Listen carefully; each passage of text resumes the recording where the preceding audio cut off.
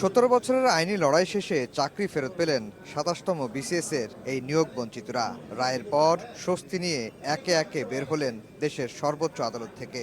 অথচ 5 আগস্টের আগে কেউই ভাবেননি হতে পারবেন বিসিএস ক্যাডার। 2007 সালে 27তম বিসিএসে প্রথমে মৌখিক পরীক্ষায় উত্তীর্ণ হন বিভিন্ন ক্যাডারের এই 1137 জন।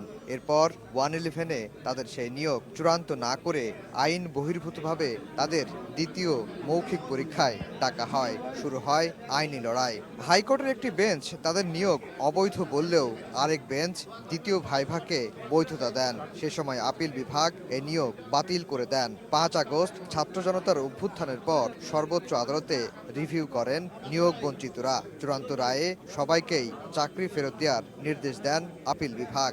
আজকের এই রায়ের মধ্য দিয়ে প্রায় 1200 জন যারা চাকরিতে যোগদান করতে চাইবে তারা তাদের 27তম ব্যাচে ইতিমধ্যে যারা নিয়োগপ্রাপ্ত হয়েছেন তাদের সঙ্গে নোশনাল সিনিয়রিটি পাবেন, অর্থাৎ ধারণাগত জ্যেষ্ঠতা সহ তারা চাকরিতে নিয়োগ পাবেন ইনশাআল্লাহ। 40% বেশি গ্লো, বিশ্বের 1 নম্বর গ্লো ক্রিম, নতুন গ্লো এন্ড লাভলি। আপিল বিভাগ আজকে পূর্বের আপিল বিভাগের দেওয়া রায় বাতিল করলো এবং হাইকোর্ট বিভাগের যে রায়ে এই 1137 জন ব্যক্তির চাকরি ফিরিয়ে দেওয়ার ব্যাপারে নির্দেশনা ছিল সেটি পুনরুজ্জীবিত হলো।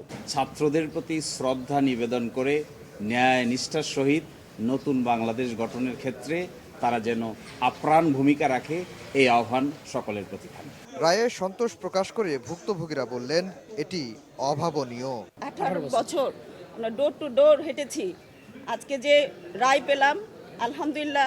যেই কোর্টে অবিচার হতো সেই কোর্টে আজকে ন্যায় বিচার ফিরে এসেছে এবং মাননীয় বিচারকগণ ন্যায় বিচার প্রতিষ্ঠা করেছেন। নির্দেশনা অনুযায়ী চূড়ান্ত রায় প্রকাশের 90 দিনের মধ্যে নিয়োগ পেতে শুরু করবেন বঞ্চিতরা। আফজাল হোসেন, সময় সংবাদ, ঢাকা।